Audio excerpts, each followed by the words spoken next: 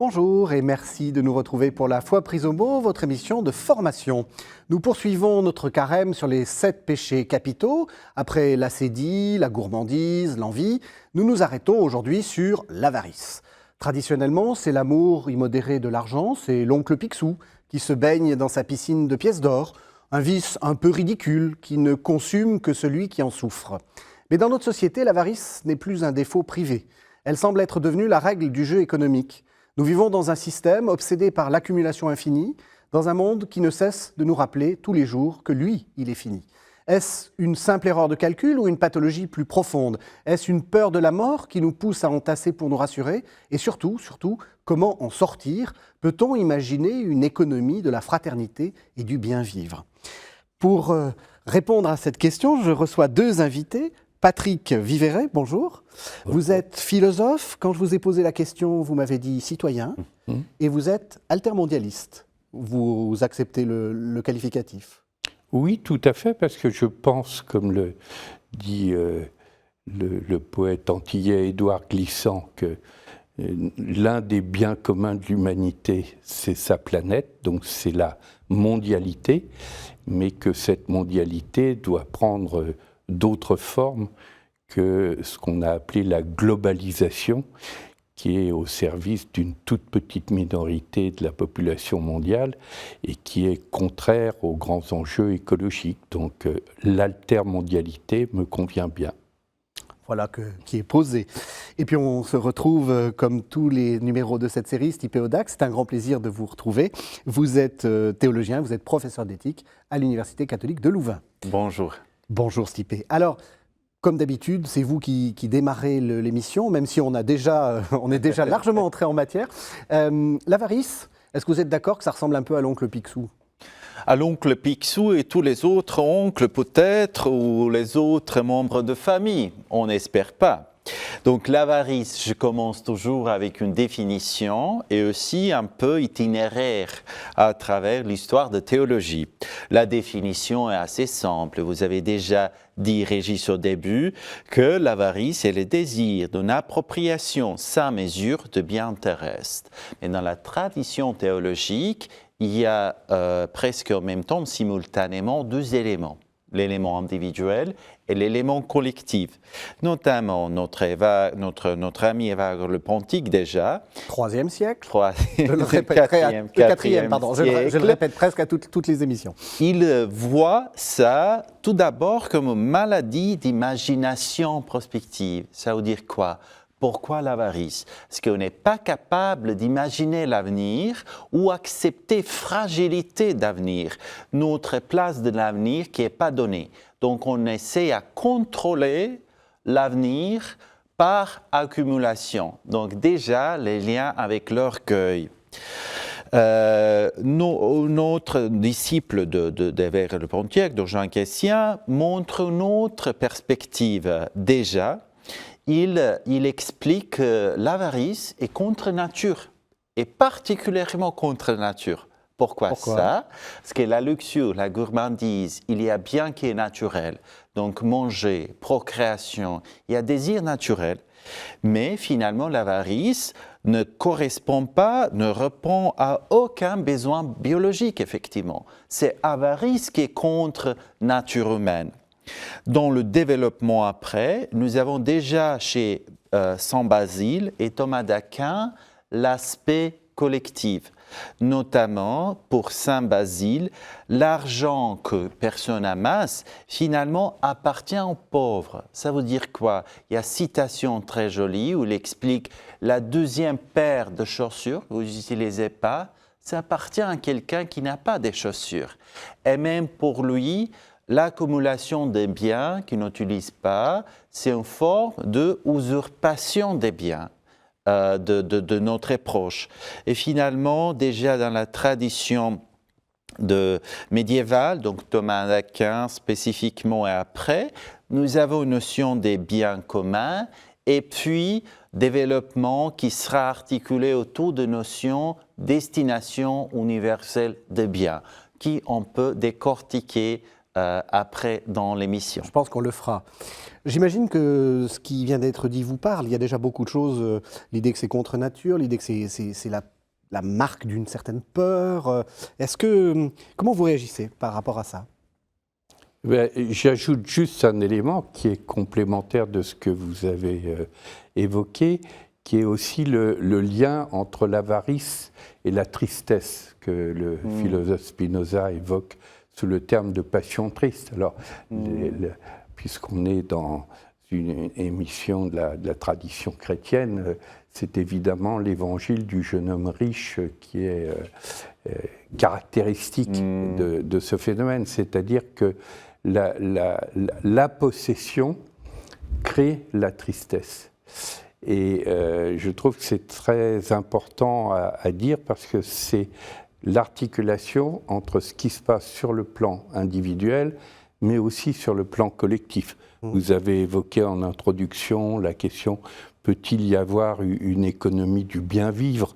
Moi, je participe aussi à une alliance associative et syndicale qui s'appelle le Pacte du pouvoir de vivre. Ben, entre ce qui est la logique de la vie, qui est la logique de la création, qui est la logique de l'interrelation, ou ce qui est au contraire la logique de la possession, eh bien, la logique de la vie crée de la joie de vivre, la logique de la possession et de la domination crée de la tristesse. C'est contre-intuitif parce qu'on a quand même l'impression qu'avoir une île privée quelque part au large de l'océan Pacifique, avoir tout ce qu'on veut, un jet privé, c'est quand même, ça doit être agréable, non? Vu de l'extérieur, c'est l'erreur que l'on fait. Vu de l'intérieur, quand on voit la vie des ultra-riches, par exemple, il y a du plaisir qui peut être présent à l'origine, mais le plaisir, ça n'est pas la joie, et c'est un plaisir éphémère, et c'est un plaisir qui déclenche vite la peur de perdre. Celui qui possède sera possédé, fameuse phrase de Dostoïevski, et donc tout de suite la peur que l'on vienne prendre ce que l'on possède est inscrite dans cette ultra-richesse qui est en fait un dérèglement du désir. On retrouve ce que vous avez dit aussi. Vous êtes d'accord? Dérèglement du désir? Oui. En fait, c'est tout d'abord très intéressant de montrer que l'avarice est souvent liée avec la joie. Il y a promesse de joie, sécurité, confort.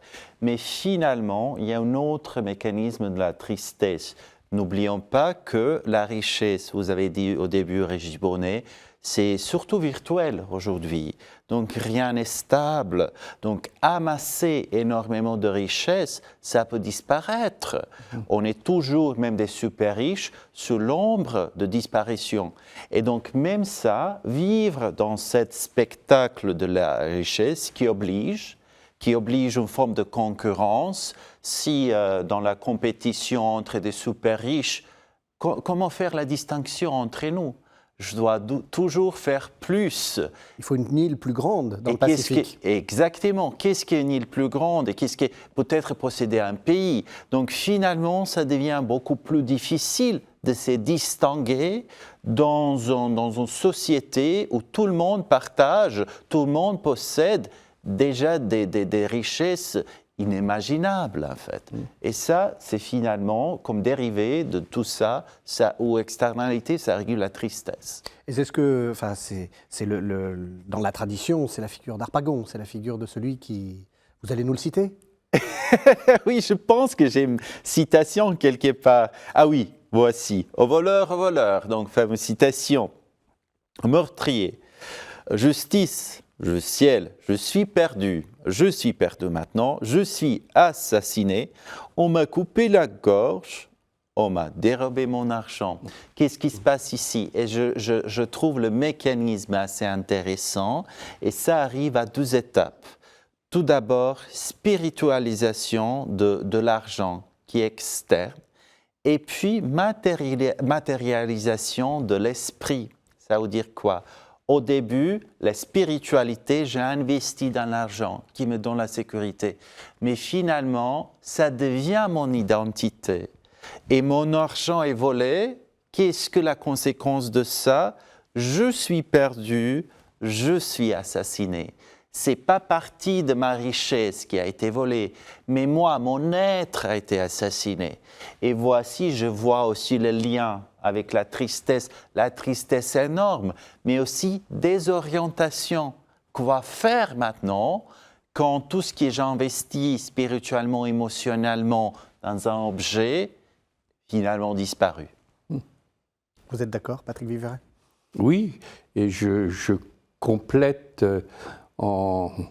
j'évoquais le fameux évangile du jeune homme triste. Riche. Du jeune homme riche. Joli lapsus. Et il y a une phrase très, très importante de Jésus dans l'Évangile qui est « Si tu te dépossèdes, tu vends tes biens, tu les donnes aux pauvres, etc., tu auras un trésor. » C'est parce qu'il refuse ce véritable trésor, donc la véritable richesse, que du coup le jeune homme s'en alla tout triste. Et moi j'ai eu l'occasion à une période de ma vie aux alentours des années 2000 de conduire une mission interministérielle sur une autre approche de la richesse et de la monnaie. Et je repartais justement du sens des mots. La richesse, c'est ce qui compte. La valeur, dans toutes les langues latines, valeur, c'est de la force, mais c'est de la force créatrice, c'est pas de la force dominatrice. Donc, quand vous transformez le mot valeur de force créatrice, que vous le transformez en value for money, dans la langue du business, tout change. Un mot tel que bénéfice, à l'origine, ça veut dire activité bénéfique. Quand vous en faites une activité source de gains monétaires, vous avez le phénomène que vous décrivez, c'est-à-dire non seulement il y a le phénomène de la démesure par accumulation, mais il y a aussi le phénomène de la destruction du rapport à autrui. Moi, j'aime beaucoup cette phrase d'Alexander Lowen qui disait « Traverser la vie le cœur fermé, c'est comme faire un voyage en mer au fond d'une cale ». Au fond des cales, il y a énormément de riches et de puissants parce qu'ils sont dans la possession, la fermeture des cœurs et ils n'ont pas accès à ce trésor qui est aussi le trésor de la rencontre d'autrui.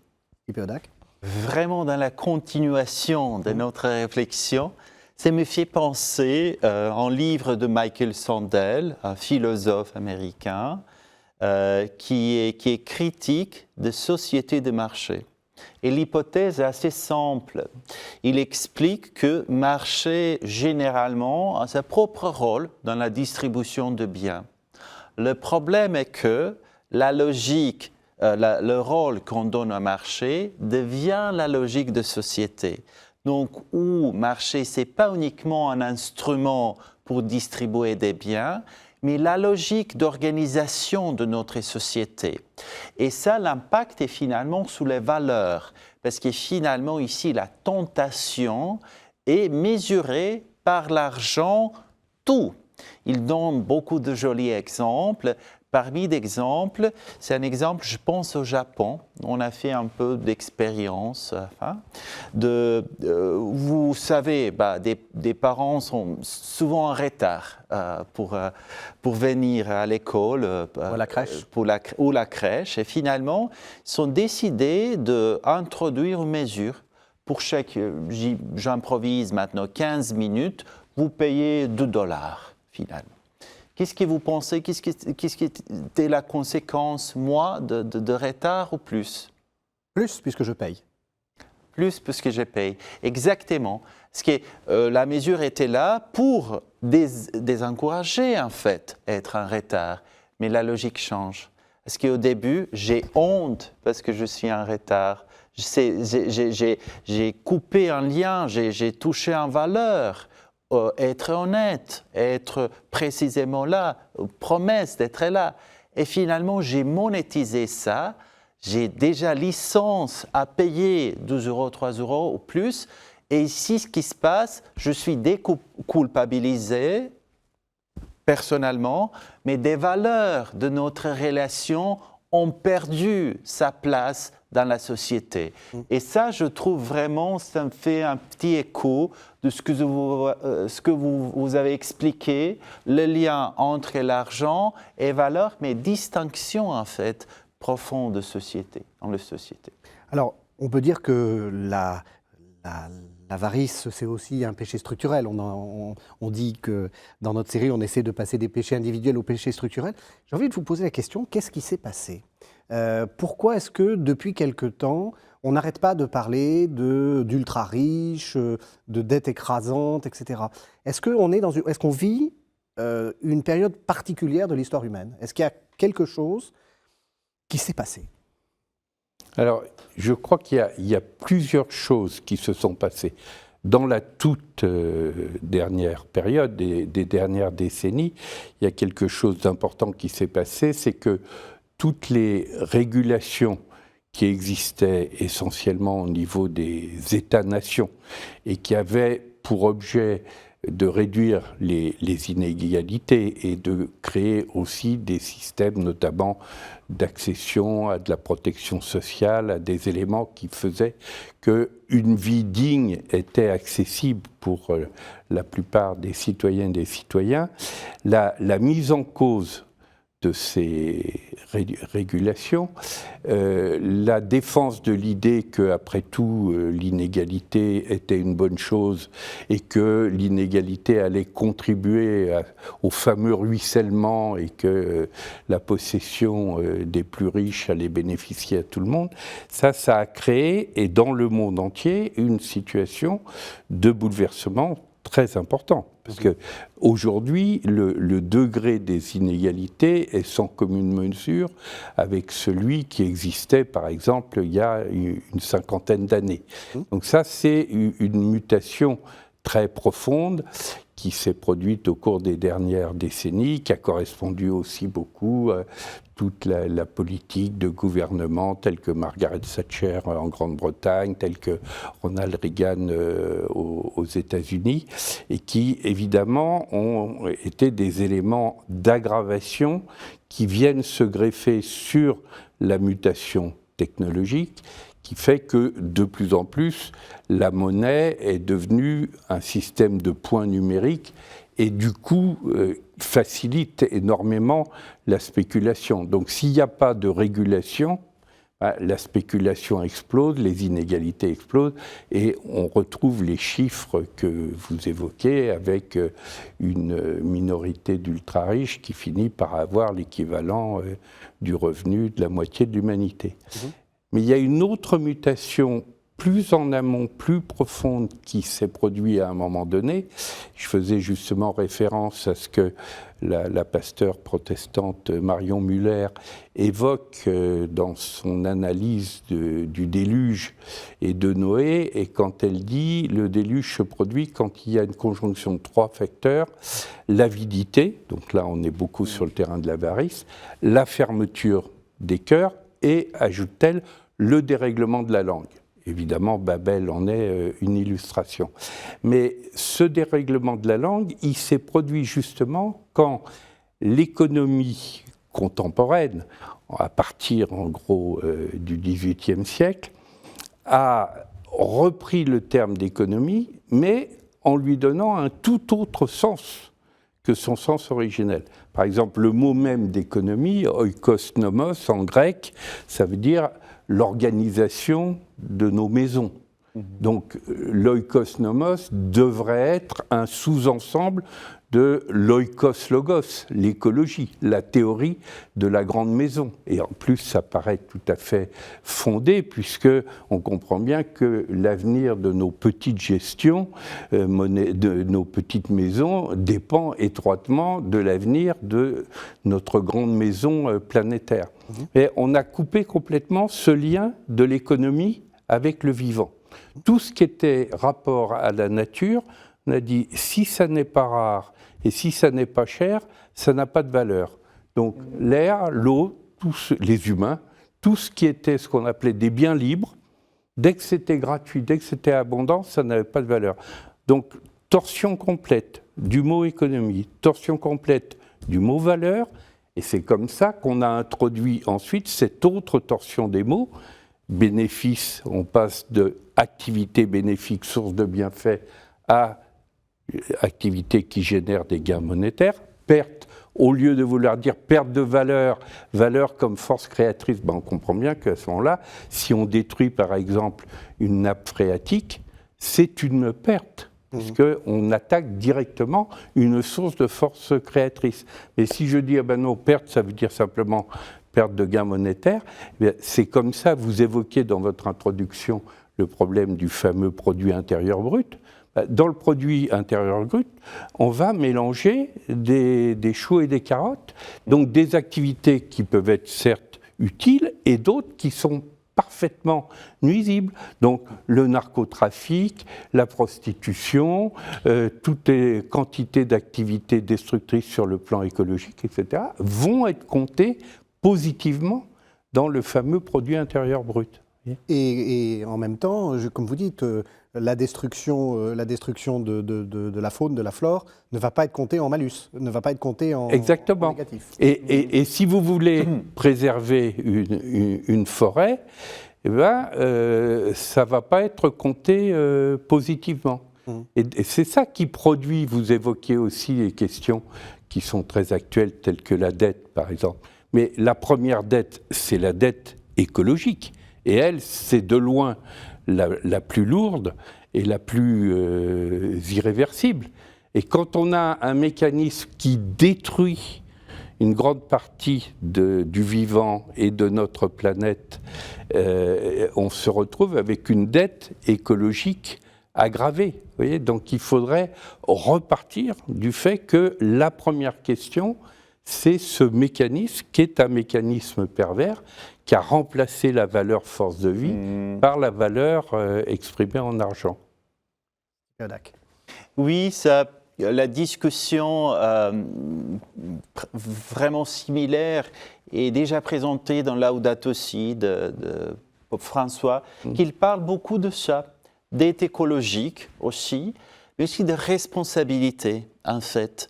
Donc notre planète est finalement notre maison. On ne peut pas remplacer cette maison par une autre option. Ça, ce n'est pas la logique de marché où si l'option A ne me convient pas, on va remplacer ou acheter une autre. Il y a situation dans la vie où quelque chose est irréplaçable, par exemple l'écologie. Mais aussi notre attitude envers l'écologie aussi change notre attitude par rapport à la société et envers les autres. Donc la logique d'instrumentalisation qui est visible dans notre attitude envers l'écologie est facilement transmutable dans notre relation entre les êtres humains. J'ajoute la dernière chose, et c'est aussi valeur de travail dans une situation de spéculation. Je vous donne une anecdote qui est effrayante. C'est une image publiée à New York Times. Notamment en Chine, il y a maintenant des villes presque abandonnées, des usines abandonnées, avec uniquement des machines à l'intérieur qui sont là pour consommer l'énergie, pour créer Bitcoin. Donc Bitcoin, il n'y a pas valeur indépendante, c'est uniquement spéculatif.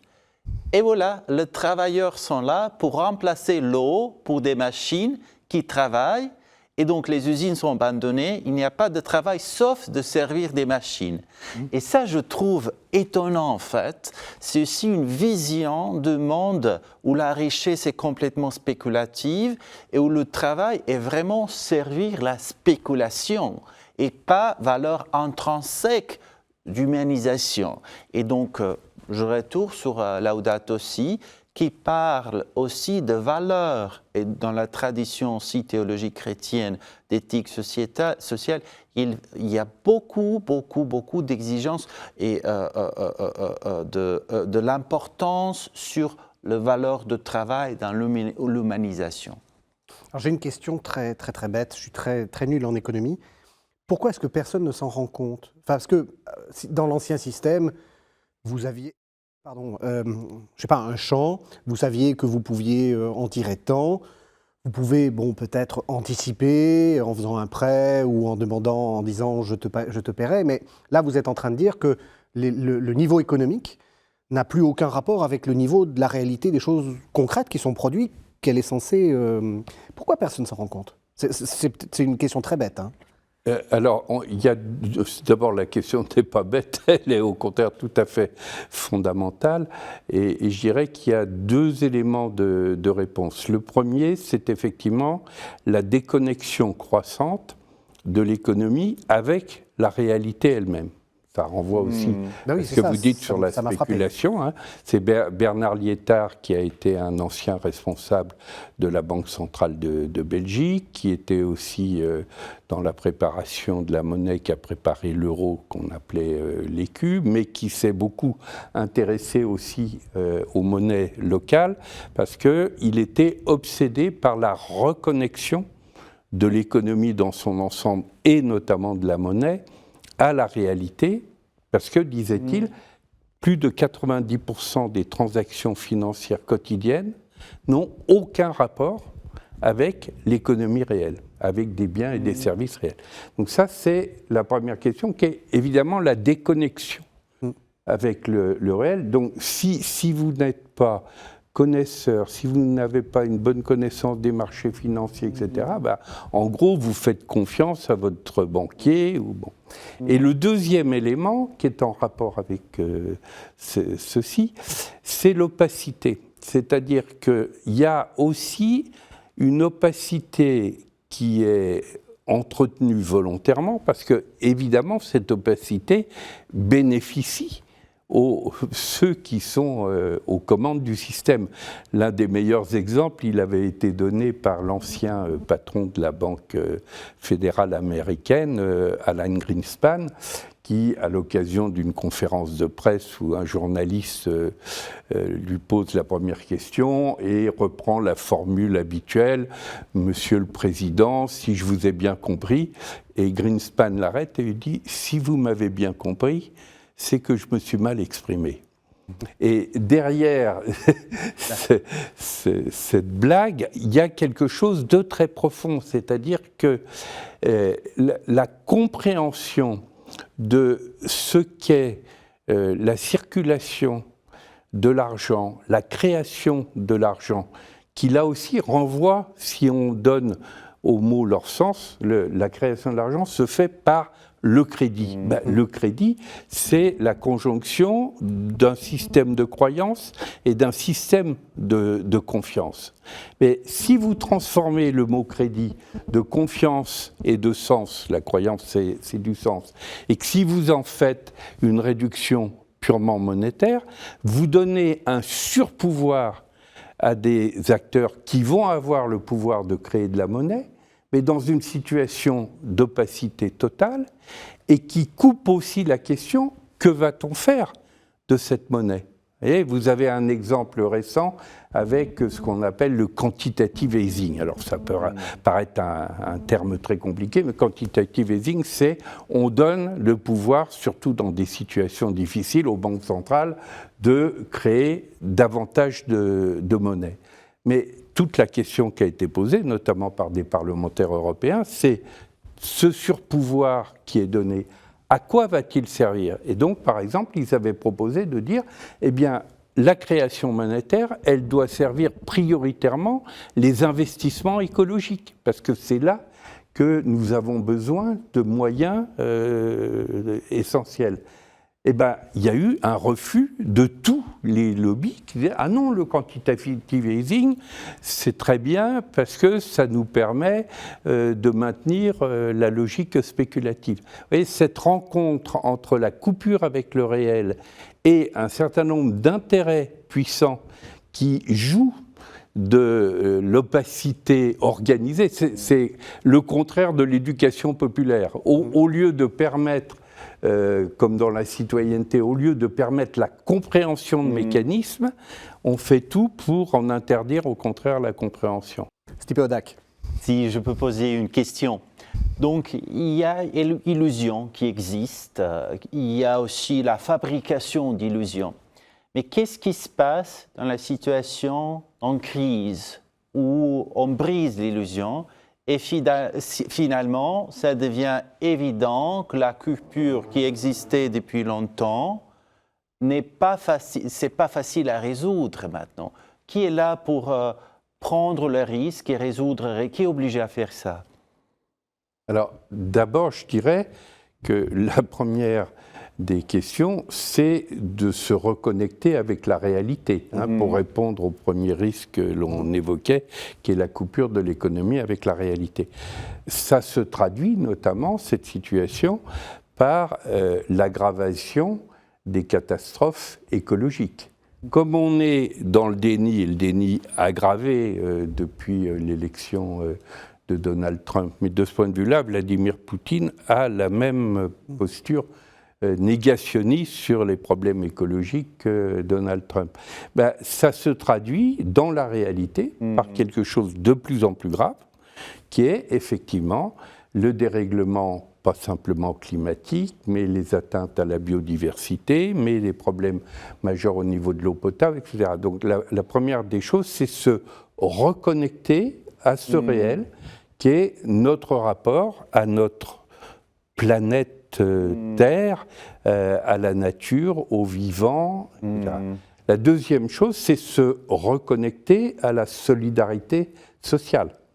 Parce que justement, quand vous avez une catastrophe, pas simplement une catastrophe écologique, la question clé, c'est est-ce que ça génère du sauve-qui-peut ou est-ce que ça génère de la solidarité? On voit bien que, fort heureusement, spontanément, dans la plupart des situations de catastrophe, les êtres humains ont plutôt des réactions de solidarité.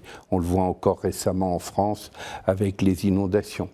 Mais il faut que cette solidarité, elle soit accompagnée, entretenue, appuyée par des pouvoirs publics. Parce que sinon, il y a toujours un moment où ça ne fonctionne pas, et à ce moment-là, c'est les logiques de peur ou de sauve-qui-peut qui reprennent le dessus. Donc, exigence écologique de reconnexion au réel, exigence de solidarité pour reconnexion au lien social, et exigence démocratique, le troisième élément, parce qu'il faut effectivement que les pouvoirs publics accompagnent ces mouvements de solidarité et évitent les mouvements de sauve-qui-peut, de panique ou de compétition. Et donc là, on a tout à fait la trilogie de la responsabilité écologique, de la justice sociale et de l'approfondissement d'une démocratie qui, à ce moment-là, n'est pas une démocratie d'affrontement, mais une démocratie de coopération pour traiter ces grands défis. Mais justement, je me permets de rebondir là-dessus. Vous avez parlé de Donald Trump, la crise écologique est majeure, on voit même, y compris aux États-Unis, enfin je veux dire, on pourrait toujours penser qu'on ne le sait pas parce que voilà, mais on arrive, enfin c'est le sauve-qui-peut, c'est-à-dire que l'avarice est tellement importante qu'au contraire, on élit un président qui nie la crise écologique, on renforce les dérégulations, comment est-ce qu'on va s'en sortir? D'abord, c'est important de rétablir les éléments de lucidité sur la réalité elle-même. C'est parce qu'il faut identifier ce type de processus comme un dérèglement qui nous mène toujours plus loin vers des situations dramatiques. C'était Georges Bernanos qui reprenait la définition de l'enfer, le fameux débat dans le journal d'un curé de campagne avec la Châtelaine qui croyait que l'enfer c'était bon pour les mécréants. Non, l'enfer c'est de ne plus aimer ou de ne pas aimer. À chaque fois qu'il y a une situation où on fait la guerre à la nature et on fait la guerre aux autres humains, donc c'est le contraire d'un rapport d'amour, à ce moment-là, on va vers la catastrophe. C'est aussi ce que je disais avec Marion Muller sur le déluge est en vue. Mais ça veut dire du même coup que l'expression positive de ce que je viens de dire, c'est de dire revenons au réel, revenons à la solidarité, revenons à la responsabilité écologique. Et heureusement, par exemple, on voit bien aux États-Unis, il y a une espèce de sortie de la sidération et on commence à voir de nouveau des contre-pouvoirs qui agissent ou des personnes qui disent on ne peut pas avoir des comportements aussi inhumains avec des personnes immigrées. Et donc là, c'est vraiment la confiance dans l'être humain, la confiance dans l'humanité, la confiance dans les valeurs d'humanisme qui est la réponse, à mon avis, positive à ce dérèglement. Stipe. J'aimerais bien ajouter quelque chose et ça m'intéresse votre réaction aussi. Je pense aussi que c'est important de démystifier les abus de solidarité communs. J'explique tout de suite. Parce que durant la crise de Wall Street, ça c'est 2008, tous les banques sont en faillite et finalement, les banques demandent la solidarité soudainement. Ça veut dire quoi? La solidarité en sens que toute la société va réinvestir l'argent pour sauver les banques. Ça, c'est solidarité. Ça, c'est pareil pour dire j'accumule, ça, c'est ma geste de solidarité pour toi parce que ça sera à toi un jour, en fait. Mais en fait, non. Mais en fait, non. Et c'est finalement la solidarité commune comme concept qui cache finalement l'avarice. Et je pense que c'est vraiment nécessaire de démystifier le mot solidarité, insister sur les actes de solidarité. Dans les actes de solidarité, vraiment comme les actes distributifs. Donc, arrêter de parler de solidarité, montrer finalement comment ça marche et laisser la société reconnaître la solidarité et pas uniquement écouter la solidarité. Parce que sinon, on est toujours un peu dans le risque d'avoir des masques de solidarité partout. En réalité, la machine continue de la même manière. Mais ce que vous décrivez, à travers la notion de masque de la solidarité, c'est le même détournement de langage que j'évoquais tout à l'heure à propos de mots tels que valeur, tels que bénéfice, etc. Oui. Et donc c'est très important, là aussi, de revenir à la réalité de ce qui est porté par les mots eux-mêmes. Par exemple, c'est là que le sens d'un autre mot, tel que l'esprit de fraternité, c'est-à-dire comment concrètement des actes de solidarité permettent à des êtres humains de se relier plutôt que de se délier. Ça, une grande partie des difficultés actuelles vient de ce que un ensemble de réseaux internationaux avait appelé au moment du 70e anniversaire de la Déclaration universelle des droits humains, on avait appelé ça le double dérèglement climatique. On disait, il y a le dérèglement climatique physique, mais il y a aussi ce qu'on peut appeler le dérèglement de la climatologie émotionnelle. On avait appelé ça le problème de la glaciation émotionnelle. À l'époque, on nous avait pris pour des gentils bisounours, etc. Or, la glaciation émotionnelle, elle va aujourd'hui plus vite encore que le dérèglement physique. Et on a des pays qui sont au bord de violences de plus en plus extrêmes à cause de ce dérèglement émotionnel. Le dérèglement émotionnel, lui, il se traite par la question de l'esprit de fraternité, par une qualité d'accueil d'autrui et une qualité de rapport à la nature et au vivant qui est au contraire renforcée. Mais j'ai envie de vous poser la question. Moi, vu la manière dont le monde fonctionne, j'ai toujours connu ce monde-là. Vous êtes alter-mondialiste. Ça serait quoi l'alter-économie? C'est-à-dire, et d'abord, quel serait le premier geste? Ça serait de demander à tous les oncles Picsou, ça nous évite de dire un nom, de rendre leur fric. Est-ce que c'est de réguler en disant, par exemple, la crypto-monnaie, ça ne vaut rien, et puis tant pis. Mais alors, là aussi, c'est injuste, parce qu'il y a peut-être des pauvres qui ont investi dans la crypto-monnaie. Enfin, quel serait pour vous, je vous nomme président, général, dictateur, prince du monde, quel est votre premier acte pour changer l'économie et réduire l'avarice? Mon premier acte, ça serait de mettre en œuvre pour de bon ce qu'on appelle le programme des objectifs de développement durable ou soutenable des Nations Unies, qui ont pris la suite des objectifs du millénaire à l'époque où c'était Kofi Annan qui était secrétaire général des Nations Unies. Et ces objectifs de développement soutenable, ils couvrent tous les champs qu'on vient d'évoquer. Le champ écologique, le champ de la solidarité sociale, le champ des rapports interhumains, le champ de la démocratie, etc. Donc, la mise en œuvre effective de ces programmes des Nations Unies, qui ont été acceptés par la quasi-totalité des nations, ça, c'est un premier objectif. La mise en œuvre de politiques publiques mondiales sur ce qu'il y a de plus vital, c'est-à-dire, par exemple, la préservation de l'eau potable, la préservation de l'état du climat actuel qui est déjà fortement déréglé, mais pour éviter son aggravation, le renforcement de la lutte contre la pauvreté et les inégalités, tous ces éléments qui étaient très largement présents et qui, aujourd'hui, sont en train d'être explosés essentiellement sous l'effet de ce pacte qu'on peut appeler un pacte véritablement diabolique entre Vladimir Poutine et Donald Trump, qui veulent faire sauter tout ce qui concerne de la régulation mondiale des droits humains pour le remplacer par des logiques impériales et par le monde d'Orwell, avec des empires qui vassalisent à l'intérieur de leur propre empire.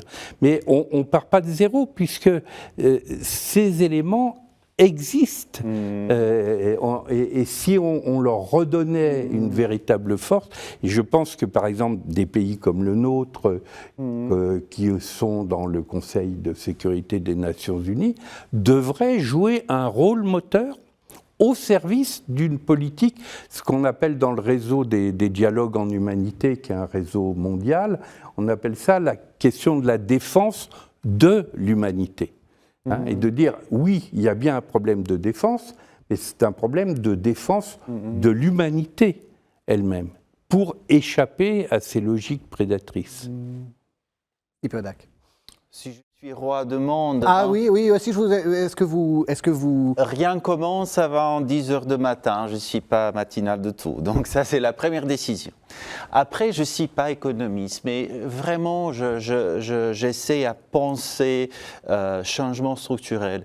Et tout d'abord, j'insiste vraiment sur le mot qui était répété plusieurs fois, c'est réalité. En ce sens-là, je suis vraiment réaliste. Par exemple... Vous êtes dans tout à fait toute la tradition sur l'avarice, c'est ce qu'il dit. Retour au réel. Réel, exactement, parce que l'avarice, au début, c'était maladie d'imagination. Donc, je vais venir à ça. Mais au début, vraiment démonter des illusions. Par exemple, paradis fiscal, c'est une illusion. Pourquoi c'est un paradis, quelque chose qui cache vraiment le vol? Pourquoi même le mot paradis pour quelque chose qui est vraiment l'avarice ou finalement crime? Donc, c'est déjà contre les lois qu'on possède. Mais on s'est habitué à vivre dans un monde d'illusions, dans les miroirs qui reflètent beaucoup. Et donc, personne n'ose à couper parce qu'un autre pays va créer un autre paradis. Mais il faut vraiment démonter, défaire les illusions. Et puis, vraiment concrétiser les actes.